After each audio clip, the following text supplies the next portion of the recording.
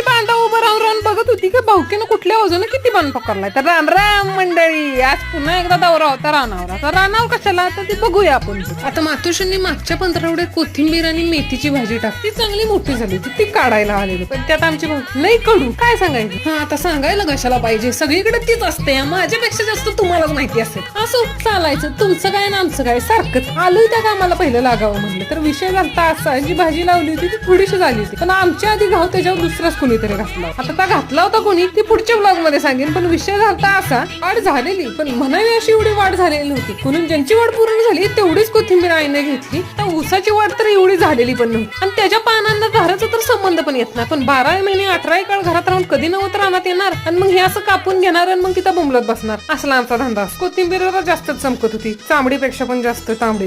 मग तिचा पण तेवढीच कोथिंबीर घेतली आणि आलो घराकडे. आता आमच्या मेथीच्या भाजी वाढ व्हायच्या आधी कुणी गाव घातलेला हा नेक्स्ट